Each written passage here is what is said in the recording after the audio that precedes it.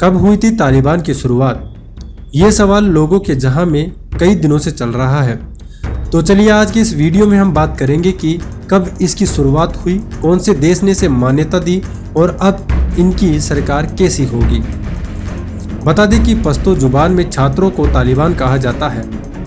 90 के दशक की शुरुआत में जब सोवियत संघ अफगानिस्तान में अपने सैनिकों को वापस बुला रहा था, उसी के दौर में तालिबान का उभार हुआ था।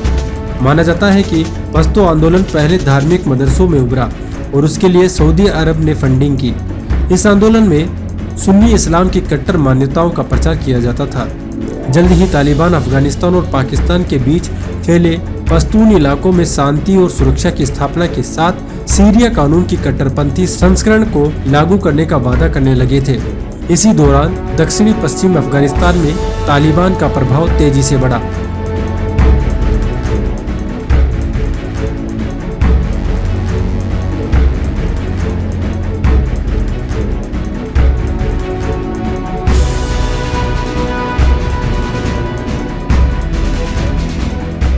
सितंबर 1995 में उन्होंने ईरान की सीमा से लगे हेरात प्रांत पर कब्जा किया। इसके ठीक एक साल बाद में तालिबान ने अफगानिस्तान की राजधानी काबुल पर कब्जा जमाया। किसी भी देश को चलाने के लिए कुछ कानून की आवश्यकता होती है, उसी के आधार पर वहां का मुल्क चलाया जाता है। लेकिन अभी दुनिया की नज़रें इस बात पर टिकी है कि तालिबान किस तरह से अपनी सरकार बनाता है। हालांकि अभी तक इस बारे में कोई पुख्ता जानकारी नहीं है, लेकिन माना जाता है कि तालिबान में शासन व्यवस्था ईरान की तरह हो सकती है। उससे पहले आपको बता दें कि अफगानिस्तान पर जब तालिबान का नियंत्रण था, तब पाकिस्तान दुनिया में उन 3 देशों में शामिल था जिसने तालिबान सरकार को मान्यता दी थी।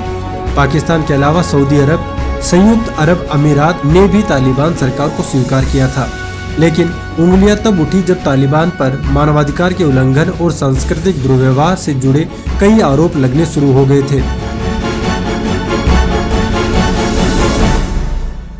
इनका एक बदनामी भरा उदाहरण साल 2001 में तब देखने को मिला जब तालिबान ने अंतर्राष्ट्रीय स्तर पर विरोध के बाद भी मध्य अफगानिस्तान के बामियान में बुद्ध की प्रतिमा को नष्ट कर दिया। फिलहाल हाल ही में तालिबान ने अफगानिस्तान पर कब्जा तो कर लिया है, लेकिन बड़ा सवाल सरकार बनाने का है। दुनिया भर के देश कह चुके हैं कि तालिबानी सरकार को तभी मान्यता दी जाएगी जब वो समावेशी सरकार बनाएगा। ऐसे में तालिबान के लिए सरकार बनाना बड़ी चुनौती है। तालिबान 4 सितंबर को अपनी नई सरकार का ऐलान करने वाला था, लेकिन पंजशीर में हो रही लड़ाई की वजह से फैसला टाला गया। अब बात करते हैं कि कैसा हो सकता है तालिबान की नई सरकार का स्ट्रक्चर। माना जा रहा है कि तालिबान की सरकार 25 मंत्रालय हो सकते हैं। इन मंत्रालयों को गाइड करने के लिए एक सलाहकार परिषद हो सकती है, जिसे सूरा कहा जाता है। सूरा में मुस्लिम विद्वानों को जगह दी जाएगी, जो कि देश के शरिया कानून के मुताबिक चलने में मदद करेंगे। CNN की एक रिपोर्ट के मुताबिक तालिबान की नई सरकार इस्लामिक रिपब्लिक होगी। ईरान में भी इसी तरह की सरकार है। सरकार में एक सुप्रीम लीडर होगा और सरकार के मुखिया के तौर पर प्रधानमंत्री होगा, जिसके अंडर कैबिनेट होगी। सुप्रीम लीडर सुप्रीम काउंसिल का मुखिया होगा, जिसके अंदर 11 से लेकर 72 सदस्य हो सकते हैं। तालिबान अपनी सरकार को ज्यादा समावेशी बनाने के लिए अलग अलग गुटों से संपर्क में है। तालिबान ने इसके लिए कोऑर्डिनेशन काउंसिल भी बनाई है, जिसका काम अलग अलग धड़ों को बीच समन्वय बनाना है। एक्सपर्ट का मानना है कि तालिबान अपनी नई सरकार को ईरान की सरकार की तरह बना सकता है। ईरान में इस्लामिक रिपब्लिक सरकार है। समझते हैं कि ईरान की सरकार किस तरह काम करती है।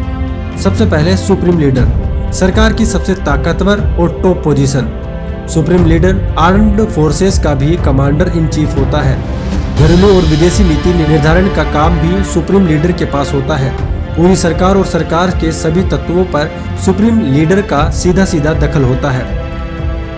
प्रेसिडेंट लीडर के बाद दूसरे नंबर पर प्रेसिडेंट होता है। आमतौर पर प्रेसिडेंट का चुनाव होता है। देश के सभी नीतिगत मामलों पर प्रेसिडेंट का भी मत होता है, लेकिन आखिरी फैसला सुप्रीम लीडर का ही होता है।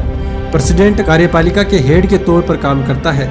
माना जा रहा है कि तालिबान की सरकार में प्रेसिडेंट की जगह प्राइम मिनिस्टर का पद हो सकता है।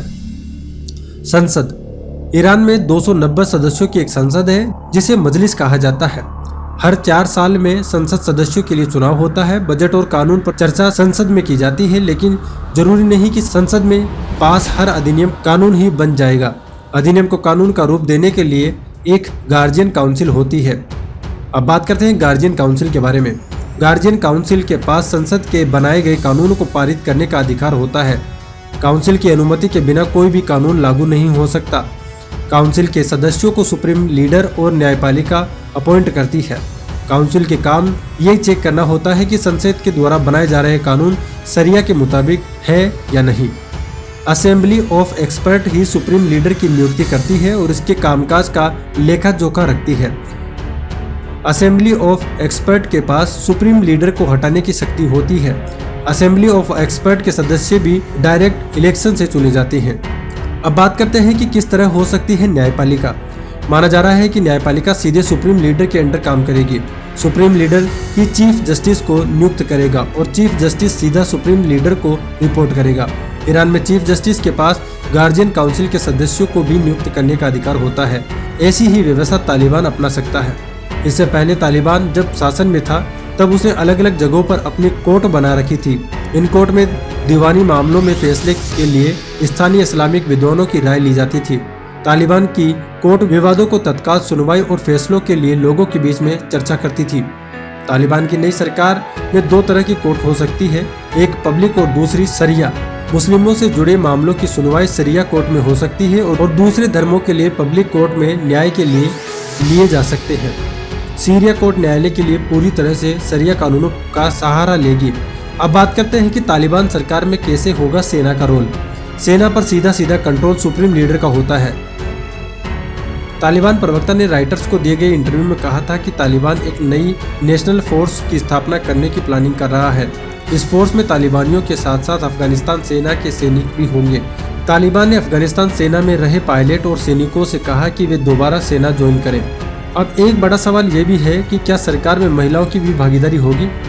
इस पर तालिबान के प्रवक्ता ने बीबीसी के एक पत्रकार से बातचीत करते हुए कहा था कि नई सरकार में महिलाओं को काम करने का अधिकार होगा, लेकिन सरकार में शायद उनका कोई रोल नहीं हो। यानी यह स्पष्ट है कि तालिबान सरकार में महिलाओं का प्रतिनिधित्व न के बराबर हो सकता है। 1996 से 2001 में तालिबान के शासन के दौरान महिलाओं की हालत बेहद खराब थी। उन्हें घर से बाहर निकलने पर पाबंदी थी, बुर्का पहनना जरूरी था, पढ़ाई और काम करने की अनुमति नहीं थी। आशंका है कि तालिबान के दूसरे शासन में भी महिलाओं की स्थिति में कोई खास सुधार नहीं देखने को मिल सकता है। बता दें कि तालिबान ने सन 1996 से 2001 के दौरान अफगानिस्तान पर शासन किया था। उस दौरान तालिबान सरकार खुद को इस्लामिक एमिरेट कहती थी। हालांकि उस समय तालिबान सरकार को चंद देशों में ही मान्यता थी, लेकिन करीब 90% अफगानिस्तान पर तालिबान का शासन था। उस समय तालिबान ने बहुत सख्त शरिया कानून अफगानिस्तान पर लागू किया था। देश में सुप्रीम लीडर मुल्ला उमर का शासन था। सुप्रीम लीडर के अंडर ही शूरा काम करती थी। अब लास्ट में बात करते हैं कि जनता का क्या रोल हो सकता है। बता दें कि जनता को वोटिंग करने का अधिकार मिल सकता है। ईरान में जनता हर 4 साल में राष्ट्रपति चुनती है। अगर तालिबान ईरान की व्यवस्था अपनाता है तो जनता को वोटिंग करने का अधिकार मिल सकता है। हालांकि सबसे ज्यादा पावरफुल पद सुप्रीम लीडर का ही होगा। इस लिहाज से जनता को वोटिंग के जरिए ज्यादा अधिकार नहीं मिलेंगे। 4 सितंबर को स्थानीय न्यूज चैनल को दिए गए बयान में ईरान के राष्ट्रपति इब्राहिम ने कहा कि अफगानिस्तान में चुनाव होना चाहिए। उन्होंने कहा कि ईरान हमेशा से अफगानिस्तान में शांति चाहता है। हम अफगान के लोगों द्वारा चुनी गई सरकार का समर्थन करते हैं। अफगानी लोगों को जल्द से जल्द अपनी सरकार चुनने के लिए वोटिंग अधिकार मिलने चाहिए। फिलहाल इस खबर में इतना ही। ऐसी ही रोचक खबरों के लिए आप हमारे चैनल को सब्सक्राइब करें और वीडियो को ज़्यादा से ज़्यादा शेयर करें।